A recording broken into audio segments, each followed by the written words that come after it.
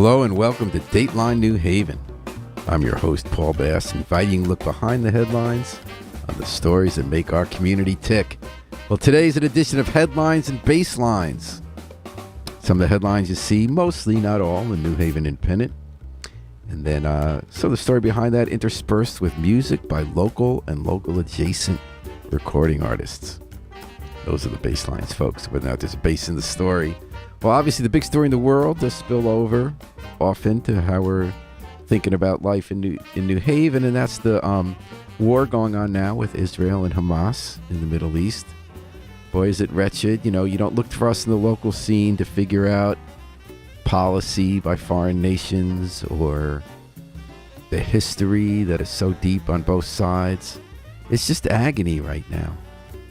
Our hearts go out, what more can we say, to all the innocent people, and innocent's a big word. It's civilians who are just going about their life, and they're murdered and destroyed and bombed in Israel and Gaza Strip, and it's just unspeakably horrible for those of us going about our lives in a community where you don't know war, and our lives aren't affected that way. And also, and you know, we saw that in New Haven. There was a clash in front of City Hall where protesters on either side went after each other, and politicians got recriminations for daring to speak to people at both protests. And, you know, I sat back and thought about that, and I said, when we're so upset about events we don't control in the world and horrors, especially when it touches us deeply, when you go to that demonstration, there are people in New Haven who have family and close friends who are either murdered or missing or kidnapped or having their cities bombed right now in the second phase of this, and it's so upsetting when you can't control a situation like that. It's horrible. It touches a nerve as a human being that I think sometimes people here at town try to lash out at each other in a way that isn't so productive, whether you're getting mad at a politician for having an opinion you don't agree with, or people for demonstrating on a side of a police barrier has happened and you think the other side is right. And I know it's easy to say when you're not in the war, when you're not the one being killed. And obviously those people, it's understandable. They have people close to them who are being killed. But of course, we do hope that we can continue to see the humanity in each other. And do hope that when the smoke clears, there can be peace. The way that after the Yom Kippur War and 73 years later, Israel and Egypt did make peace. Let's hope there can be peace in the Middle East in our day. And when I said about innocence, I think that word is interesting. There's no question a civilian, a family in the Gaza Strip or the kibbutz in Israel going about their life. They're not there fighting in the war. Obviously, we feel different, and we use that word differently from soldier or militant or someone who's taking up arms as part of their job.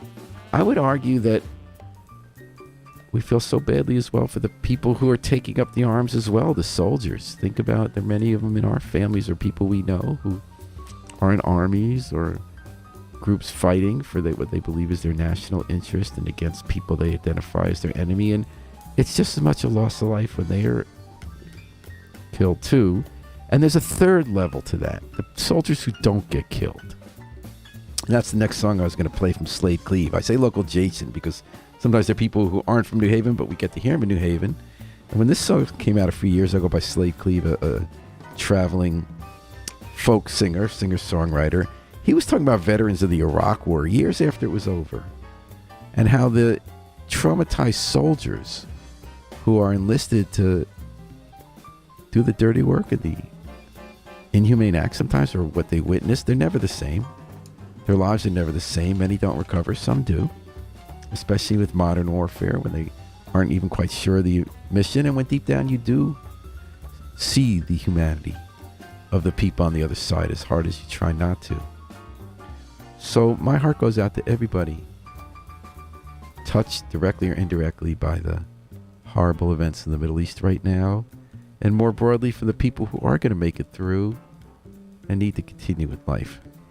So to that end, this is Slade Cleave performing Still Fighting the War.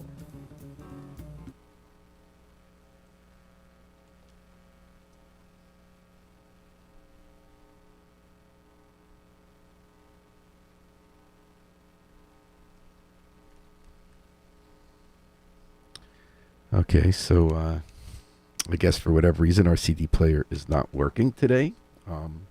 My apologies here at WNHH. Maybe our station manager, Harry Droz, can top. Oh, okay. I see now we're using the wrong one. So anyway, I'm going to play for you in a second, Slade Cleese, but we'll go back to the Pre for Peace with Eliyahu Hanavi, and we'll be right back.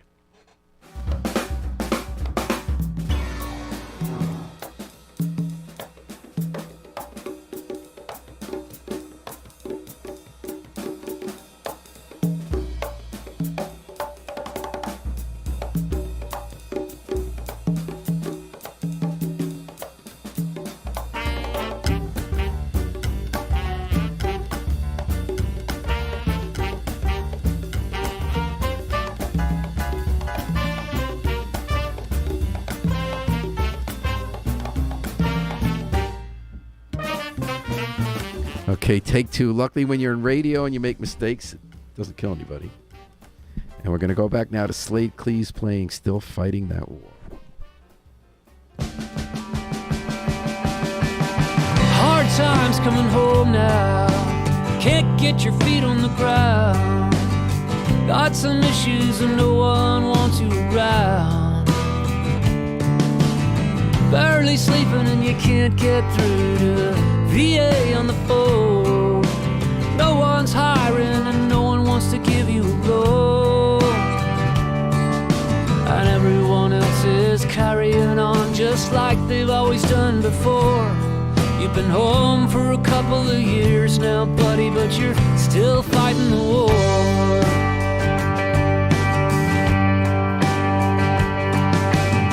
Flashback to Fallujah, lost another best friend. 3 tours of duty and you're wondering when it's all gonna end.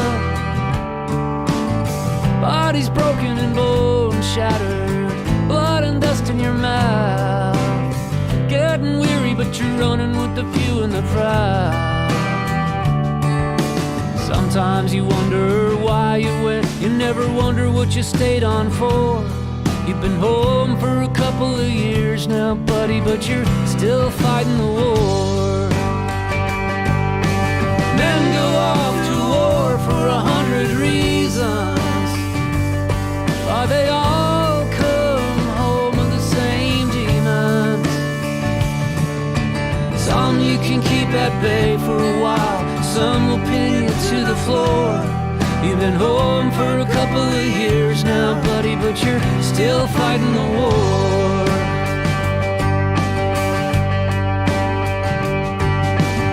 The bedspread is fraying, faded and tearing apart. 2 strangers holding each other in the dark. Tell me, what were you dreaming? How did you think it would end? How many heroes are scattered out into the wind? And all the happily ever afters turned to broken dishes and slamming doors. You've been home for a couple of years now, buddy, but you're still fighting the war.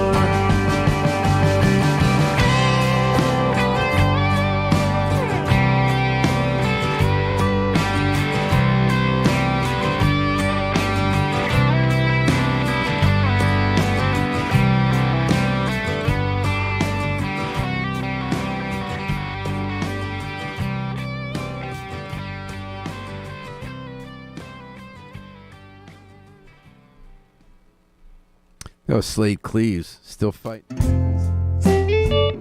People go off to war for a million reasons. They all come back with different demons. Our hearts going out here on Dateline New Haven to everybody touched by the horrible events in the Middle East. And it's the hardest these moments to remember.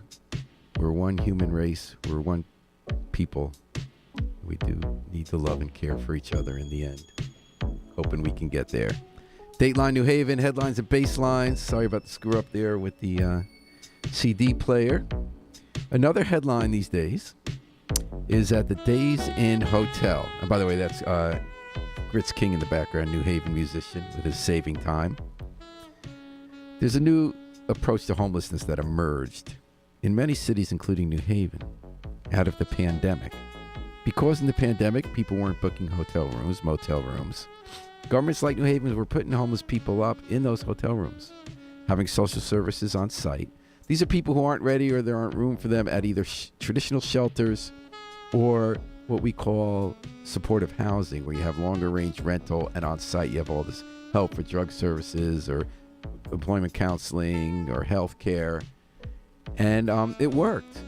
Like a lot of things that worked, I would argue that we had temporary socialism during the pandemic that, except for inflation, which did get affected, and we'd have to think about that aspect of it, we did a lot of things in society that really worked, that keep people fed and housed and employed. In any case, we're continuing with that idea. We're trying to make it work. Homelessness has increased, a lot of reasons. In cities like New Haven, we've had 10 cities. Some people don't want to go to shelters. Sometimes there's not room with the supportive housing. So Days Inn, 56-room hotel, right off Exit 8 in New Haven, North New Haven, near the old Cine 1234. They bought it, and they're going to use that as rooms for the homeless. A lot of pros and cons that have been debated in New Haven. I'll admit, I think I'm glad they're doing it. I also admit neighbors have concerns. You got to make it work, follow up social services. There's another aspect of it that didn't get much attention, though. The Independence, I think it was Tom Breen, wrote about it, or Laura Gillespie, and or Nora Grace Flood, I forget who wrote that article, that had a really interesting point in passing. So we paid $6.9 million to buy the hotel. That's how much we paid the private person who owned the hotel. We said, okay, we're going to pay you $6.9 million because that's what it's worth. But before that, when we taxed the hotel, we only taxed them as though it were worth $2.3 million. When we taxed them, we said, your place is worth $2.3 million. That's how much you could pay us in taxes. But then when we buy it, it's $6.9 million. 3 times as much. We say it's worth 3 times as much when we're paying the money, and 1/3 as much when a corporation owns it and they're paying us taxes. Now, this wasn't a 1-off. This isn't a 2-off. This isn't a 10-off. As Tom Breen has been now documented for years, the city of New Haven basically says, I lose, you win, anytime we do business with slumlords and out-of-town business investors. Commercial properties, slum properties, big development properties, upscale. When it comes time to taxing them, we always say their property is worth a lot less money than it is. And the reason we know that, because when they flip their properties, they get 2-3 times as much money as we claimed it was worth. And that's because we have a method that we use, that a lot of cities use, that's by choice about how we value it. We don't just value it based on how much that property would sell for, best guess. We do that if you own your home in New Haven. So if you're a homeowner struggling to pay those bills, if you're a renter in a small home and your rent is based partly on how much a house is worth and how much they pay taxes, we tax them what we think it's really worth. We say, look, 2 houses like that near you sold for this amount of money, that's what it's worth. That's what you'll probably get. But we don't do that. We have this other complicated formula based on we think they'll get income from a property that always, over and over again, sometimes by tens of millions of dollars, we undervalue what properties are worth and we tax them. And then they're worth 1, 2, 3 times as much or more when they sell them. Why does that matter? Besides the fact that we just don't, why should we be giving the wealthiest people who are often just destroying our city, sometimes not just making a quick buck on our city, a really big financial break, so they keep doing that? It matters because that gets passed along. Because of our property tax system and our high amount of nonprofit tax in New Haven, working class people who own homes pay a lot more compared to some other parts of the country for a lot of reasons. And it's tough for them sometimes to make those bills, and that gets passed along to renters, since 2/3 of our city are so renters. And it doesn't get fixed because of a lack of imagination and political will on the part of our government. Because they're worried they would get sued, which is a real worry, they don't bother trying to change it. I know, it's a quaint idea. We think our government officials should have vision, courage, and not just accept the status quo that enriches the wealthy and the greedy and puts the burden on everybody else. Well, that's Kristen Ford. She also has been touring a lot through New Haven now. He's getting a big break with Ani DeFranco. She has a new album out.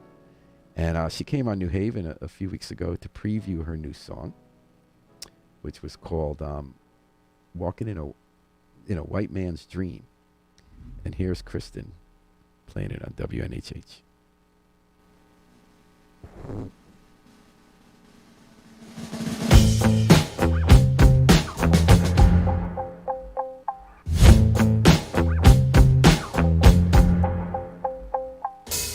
Swimming upstream in a southern city, the biggest fish need the biggest pond.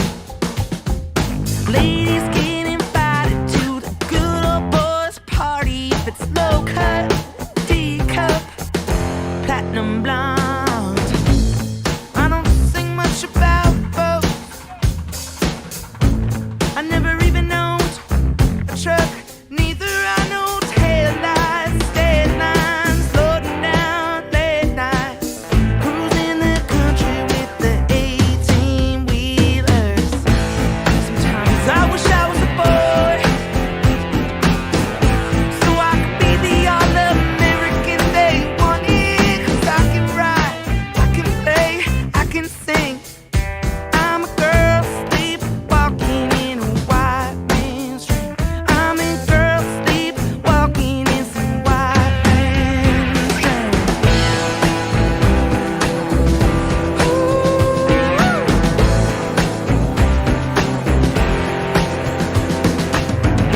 Raise your glass to the mighty Mississippi. God bless the Southern man. How quickly you forgive my great-great-great-grandmother. She died making cotton on stolen land. Sometimes I wish I was a boy, so I could check off all the boxes like they wanted out of master or slave, or something in between. I'm a girl sleepwalking in a white man's dream.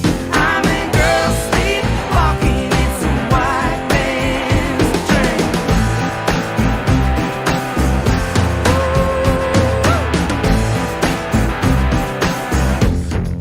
Rainbow babes, you can change your names if the pronouns don't feel right. Jesus saves, he said love the little children. Now you don't have to fit in, 'cause they're all ones and zeros, and in you is a hero. Sometimes I wish I was a boy. I could be Mr. Right, right out of central casting. Am I pretty? Am I handsome? Maybe something in between. I'm a girl sleepwalking in a white man's dream. Won't you check one box? Won't you choose one race? Well, I'm the next girl rocking on a white man's stage. You can be queer, trans, straight, whatever. Maybe in between. You could be a girl sleepwalking in a white man's dream. You could be a girl sleepwalking in some white man's dream.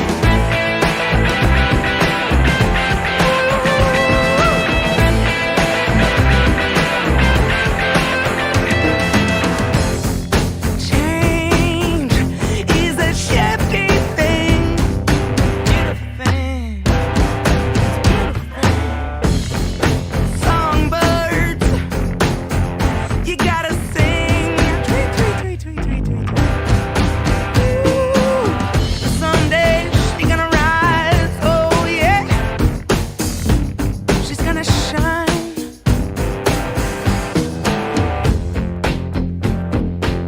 'Cause it was only a dream. Kristen Ford, Walking in a White Man's Dream.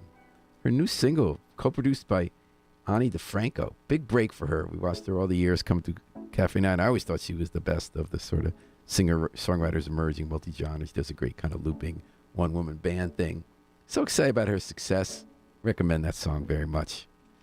You're listening to Headlines and Basslines. Dateline, New Haven. I'm Paul Bass. And finding a look behind the headlines on the stories that make our community tick. One of the headlines, it's so funny when you talk about municipal election corruption. It's got this storied history, sort of like the way people like laugh about the mob, like it's cute and funny, and it is kind of cheeky and funny and shameless over the years. And it evolves over time how the crooks and the ne'er-do-wells get slicker about how to game a system. It's not that they ever stop trying. What I love is that in Bridgeport, they haven't really entered the 21st century. They're still doing the stuff we used to catch a lot in New Haven that we've kind of, people try to find new ways to do elections. Yeah, I'm talking about the mayor down there, Joe Ganim. He went to prison in the 90s. He was caught taking bribes and stuff and doing all sorts of fraud, and he did a prison sentence. He came out without ever really apologizing. He never got his law license back because he never thought he did anything wrong. He got reelected in Bridgeport and got elected again. And the last time he got reelected, the woman running against him beat him in a primary at the polls. The people showed up to vote, voted for his opponent.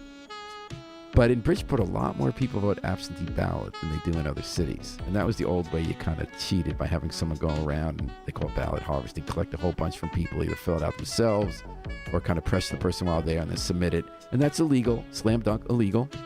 Only certain people can pick up your ballot, like a cop, as though, who knows about some of the cops sometimes in politics. But anyway, you're not supposed to have someone who works for a campaign go there, watch you fill it out, collect everyone's, and bring it back. They can't bring it back.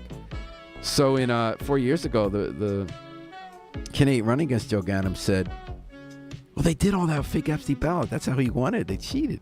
And, we have to start being a little more concerned now, given the way both Democrats and Republicans too often say the other side cheated, and all this goes on without evidence. And so often it's not true and it's not evidence. And we saw that a lot with, but it still does happen. We have to remember it does still happen sometimes, especially, there was a redone Senate Republican primary a couple of years ago when the candidate was doing a lot of that kind of fraud. And now we got, so in Bridgeport 4 years ago, it was revealed that the process for responding to allegations of fraud is too slow to really matter. So it took years after Ganim was reelected amid those accusations for the state agency investigating it to come to any conclusions. It was too late. He was already in office, right? So the State Elections Enforcement Commission, SEEC, did an investigation. They said they did a lot of stuff wrong. So we recommended, hey, a $2,000 fine. When you're reelected, you make $2,000 in a minute with the kind of graft you can do, or even legalized versions. And they even named a person who worked for Ganim, who was in the government. They said, you were carrying these ballots in, and it's against the law. You can't do it that way. Don't do it again. Don't do it again. So we just had a primary this year again. Joe Ganim's running again. Some people go to prison for life. He went to prison and came back to be mayor for life. And he had another election campaign. And guess what happened again, folks? He had a primary, and the other candidate got a lot more votes at the polling places. People started to vote. And legitimate sometimes to vote absentee, right? You're sick, you're going to be out of town, can't get there. But of course, it's been historically abused, right? So it happened again. Ganim lost at the polls. They said, wait, they're going to count the absentees. I think it was 3 to 4 times as many people voted absentee in Bridgeport than did in Hartford, than did in New Haven, which must make you think, boy, they got a lot of sick people in those cities compared to our other cities. But I said that obviously sarcastically. And it happened again. They counted the absentees, and Joe Ganim got reelected in the primary. He still has general election. And that's often the primary is often the general election in Democratic cities. This time a video came out, and it was leaked by the government, someone in the government, that showed the same woman who was cited by the SEC 4 years ago for hanky-panky with the ballots. That same woman was shown bringing big containers of absentee ballots and bringing them in. And what's happening again? Well, now Judge Clark, William Clark, who's from New Haven, he's overseeing the case. He's going to hear hearings. I don't know if they're really ever going to be able to reorder a new election like the opponent asked. The SEC is investigating again. They're even doing fingerprints this time. They're getting fingerprints on the absentee ballots, which I'm glad they're doing, because as I said, it's too easy to, and both sides do it, always say I lost because the other side cheated. So, they want to get the documents, but I can't imagine it can be done in time or decisively enough to change the outcome of that election. I think Ganim will be back in. I could be wrong. What do I know? I'm just a news guy. But it does raise the larger question. People like me who advocate for election reform, trying to increase how many people can vote, often our side will say no excuses balloting. We want everyone to vote electronically. We want everyone to be able to just go on the internet or send in a mail-in ballot. And we always think we criticize the conservatives. We say they're repressing the vote by not liking that when they say fraud, but they do have a point. Like sometimes there's an ill motive, which is they want to stop you from voting, but there's a good motive too, which is that we do have a history like we see in Bridgeport. We've had it in New Haven, where we see that kind of fraud, and we got to think about that. I've talked to Denise Merrill, who used to be Secretary of State. She's a big advocate. She said, look, they're doing it in Oregon, and it's been studied, and it's such a small margin of even accusations of any hanky-panky. It never decides an election, although municipal elections, it doesn't take many, very few. Even nationally, if you look percentage-wise, when you had 82 million, you had 157 million people voting in the last presidential election, and you looked, it was just tens of thousands of votes in swing states that always make the difference. So it is a little hanky-panky can affect an election outcome. They say in Oregon it's working. I don't want to be against the so quote-unquote evidence, but every time we get reminders in places like Bridgeport or I think it was South Carolina where the Republicans are doing it, I think it's a legitimate question. And I think you don't have to think about what camp you're in or what tribe, liberal, conservative. We obviously don't have a system to stay a step ahead. We're 5 steps behind the people who do it. And I do believe it's so important to make sure everybody can vote. I don't know if measuring the success is the number of people actually come. I would argue that we measure the success by how many barriers are removed, how easy it is to legitimately vote, but also to stop fraud, because fraud does happen. And we have to have confidence in our electoral system. We're doing a theme on today on Kristen Ford. She has a duo I really like called the Blue Magic, with an MC out of Houston, and they have their take on America. It's called America Pulse, and here it is from Kristen Ford and the Blue Jays.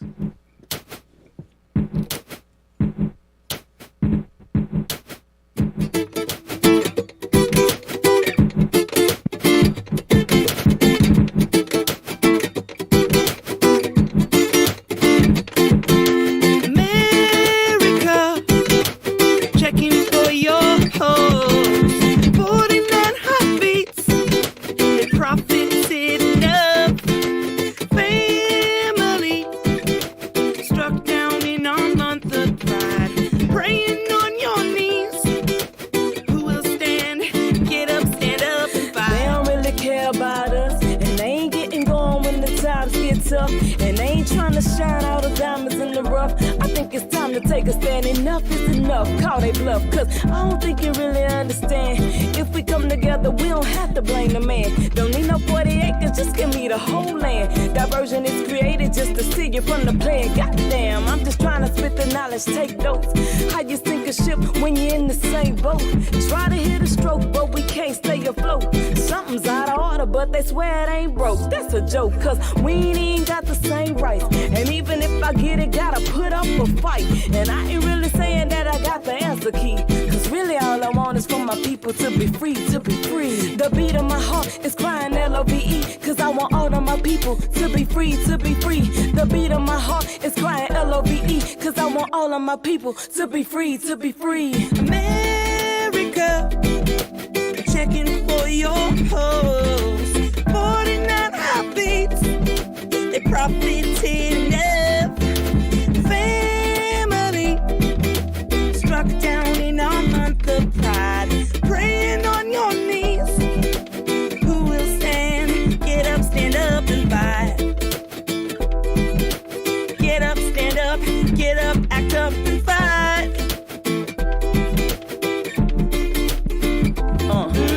Black, white, brown, multiracial and Asian, but none of us were here until they took it from the natives. Then we turned around and had a nerve to be racist, justify the use of religious discrimination. Now the terror got us in the palm of their hand, but we can't get together to create a counter plan. Violence, silence, rising riots, innocent dying, government lying. Can't get ahead cause we all too consumed with who I sleep with and where I use the restroom. I'm just trying to tell you that I got the antidote. Campaign for love, let peace win the vote. Feel like giving up, but I still got hope. Respecting every person, that will really be dope. You can stand with love or fall from the hate. Let's adopt one label for ourselves, human race. Oh yes, we should pray for Orlando,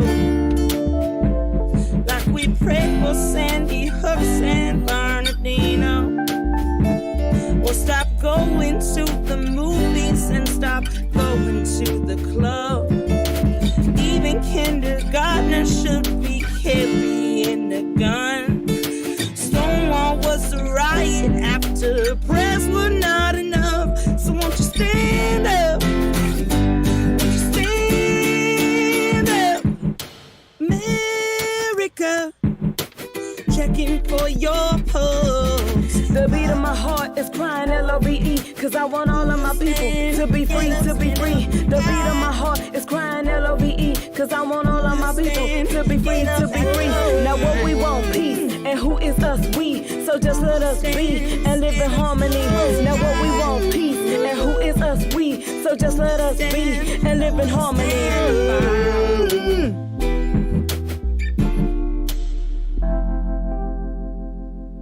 The beat of my heart is going L-O-V-E because I want my people to be free. That's Kristen Ford and the Blue Jays with America. And you're listening to Dateline New Haven, WNHH-FM. New Haven's Grits King in the background. We have New Haven adjacent artist music combined with the local headlines in New Haven and our surrounding communities from the New Haven Independent. Here's another headline that it was really a good article in the New Haven Independent, and it wasn't big news, and that was the problem. Let me explain.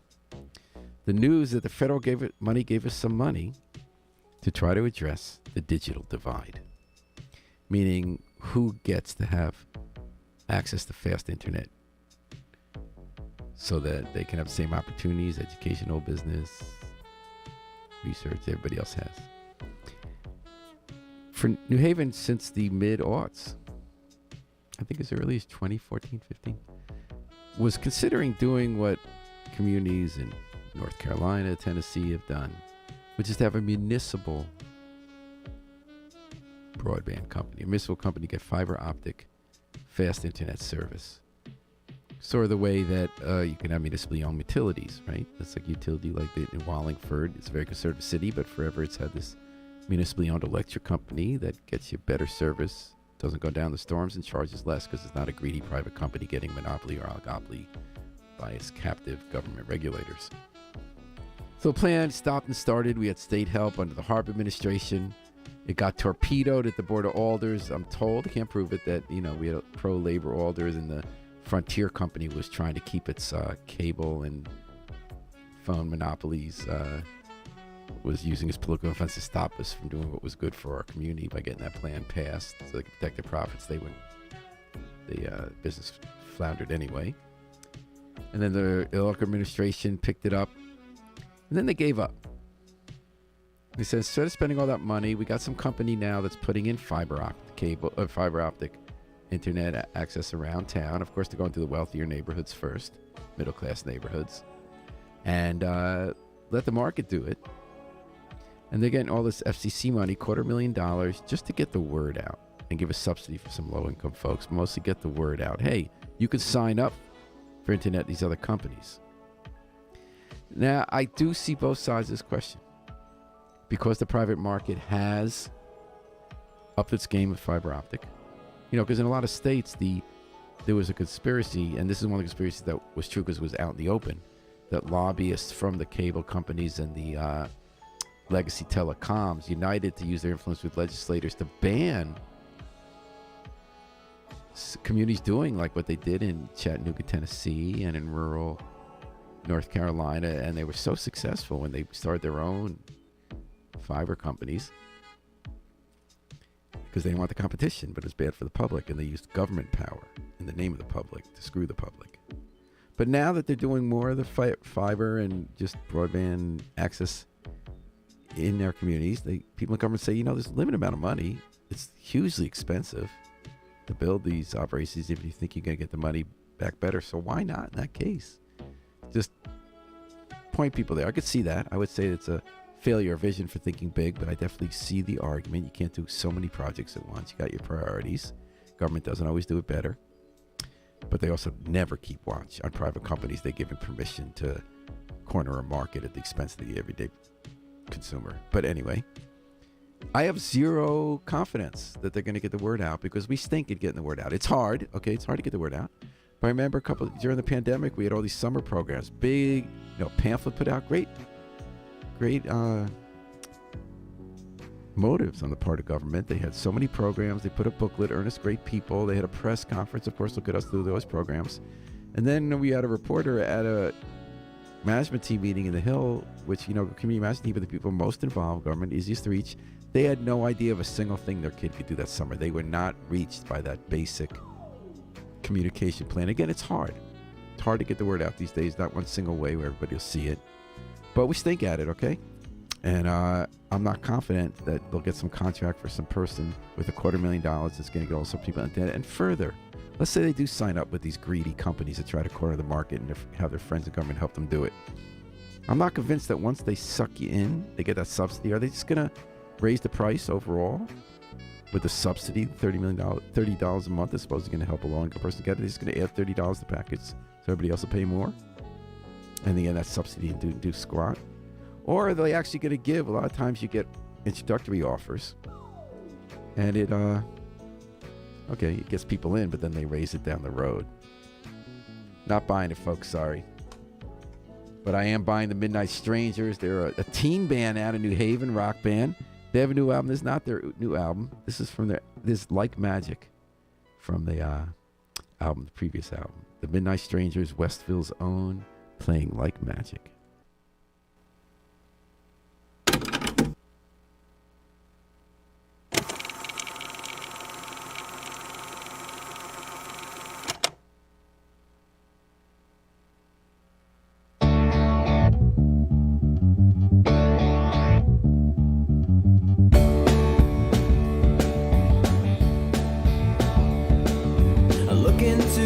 Shrouded past, I see it, but I know it'll last. It goes until I break the spell.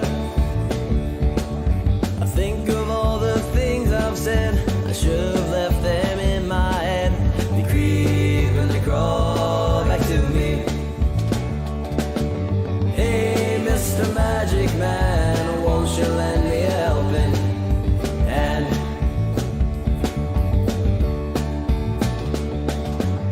Inside your treasure chest, put all my problems to rest.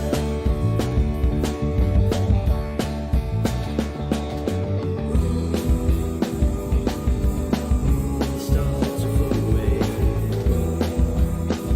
I feel alright. Come back to me. I only hear what I want to hear. I only see what I cannot fear. I said, hey, yeah, it's like magic. Come back when I'm asleep.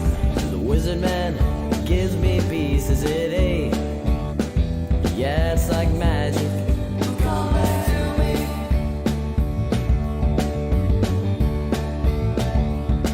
The devil and his mean brigade tried to ruin my parade and tell me where the grass is greener. But with the wizard at my side, I don't need a place to hide, 'cause one can beat any sword. Hey, Mr. Magic Man, won't you keep on doing what you can? I don't know what I'll do, 'cause I ain't got much time left with you.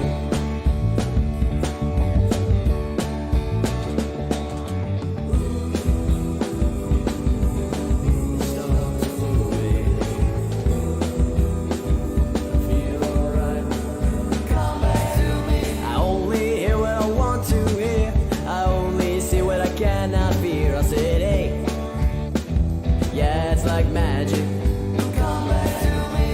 They come back when I'm asleep. The wizard man gives me peace. I said, hey, yeah, it's like magic. Come back to me. Come back to me. Like Magic from Westville's own Midnight Strangers. I hear they're heading for college.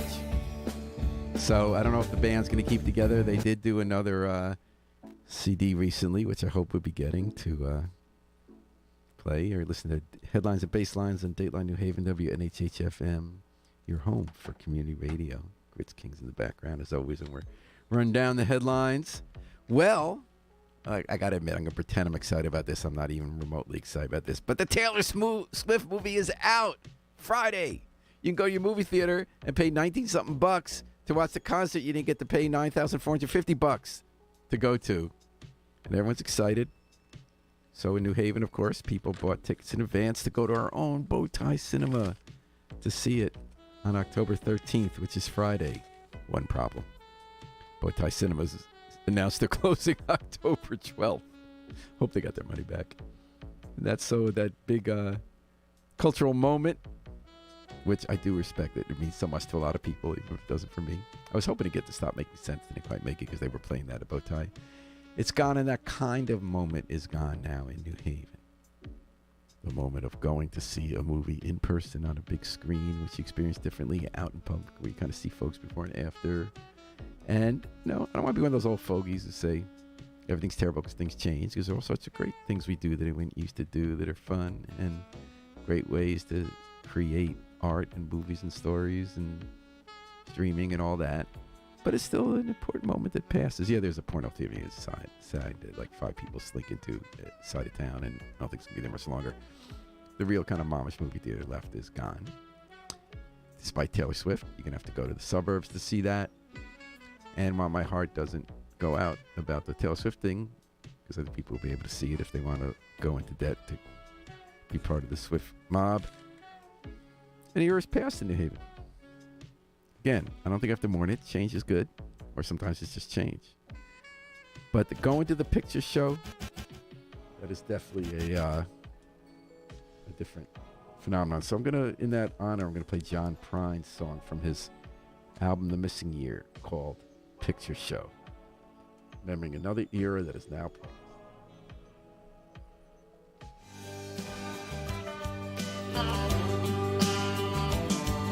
A young man from a small town with a very large imagination lay alone in his room with his radio on, looking for another station.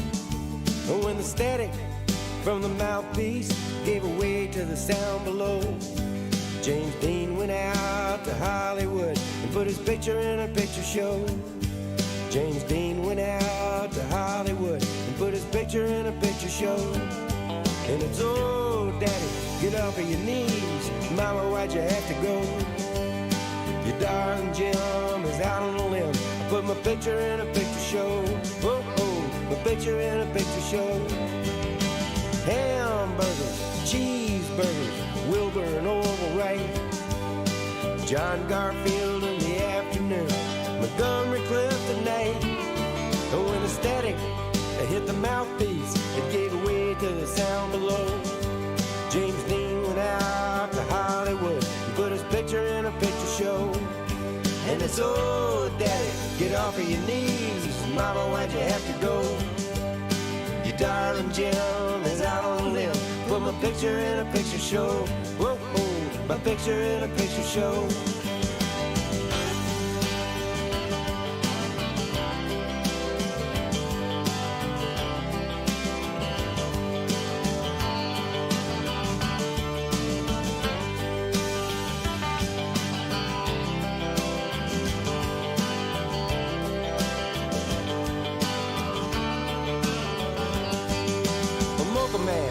In a wigwam, sitting on a reservation with a big black hole in the belly of his soul, waiting on an explanation. While the white man sits on a fat can and takes pictures of the Navajo. Every time he clicks his Kodak picks, he steals a little bit of soul. Every time he clicks his Kodak picks, he steals a little bit of soul. And it's, oh, Daddy, get off of your knees. Mama, why'd you have to go? Your darling Jim is out on a limb. I put my picture in a picture show. Whoa, whoa, my picture in a picture show. My picture in a picture show. Let's go.